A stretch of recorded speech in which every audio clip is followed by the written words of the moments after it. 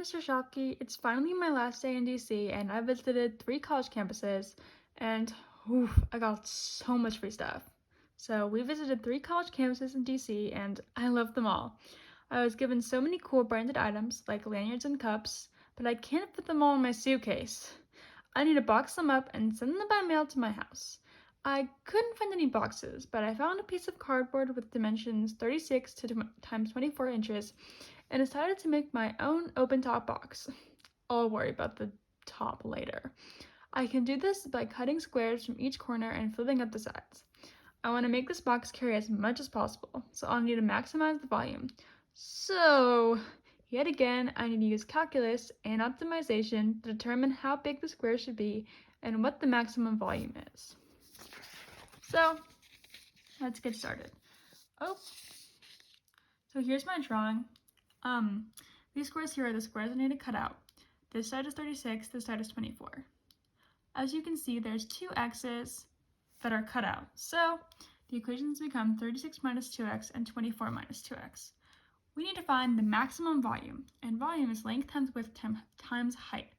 So 36 minus 2x times 24 minus 2x times x.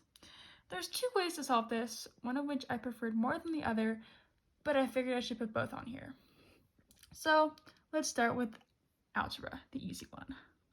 We have v, after doing the distributive property, we have v equals 4x cubed minus 120x squared plus 864x. Doing the power rule for derivative, it's 12x squared minus 240x plus 864. We'll get back to that in a minute. So here we have product rule, a lot harder. So it's basically f prime times g plus g prime times f. But here we're adding an h variable. So here we have f prime times g times h plus f times g prime times h plus f times g times h prime. That all comes up to, after doing a bunch of math, 12x squared minus 240x plus 864. Sound familiar? Doing some factoring, I got x squared minus 20x plus 72. And I got x equals 4.708 and 15.292. Now these variables may seem a little bit crazy, like just how did you get there? Simple. I graphed the parabola in my graph and used second trace to find my zeros. Here I'm showing you the first one, but I did the same thing with the second zero. As it says, x equals 4.708. Now, we're looking for a maximum here, and we have 2 points. So what should we do? Find the point that goes from increasing to decreasing. Increasing to decreasing on the regular function, positive to negative on the derivative. And here I did just that. It goes from positive to negative on 4.708 when you plug it into the derivative. 15.292 is simply a minimum. Now we have this super cool number, and well, let's do the math together. Right now we have v equals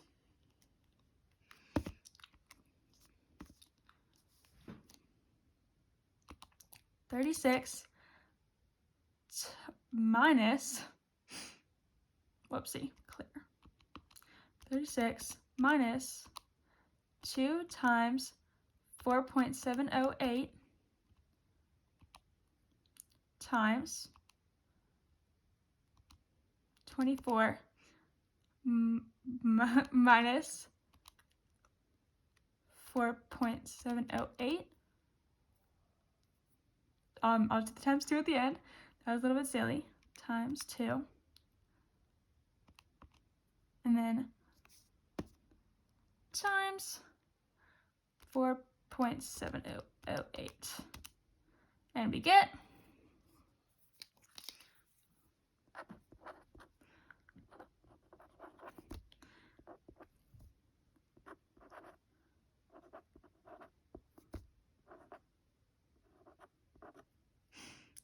I think it's inches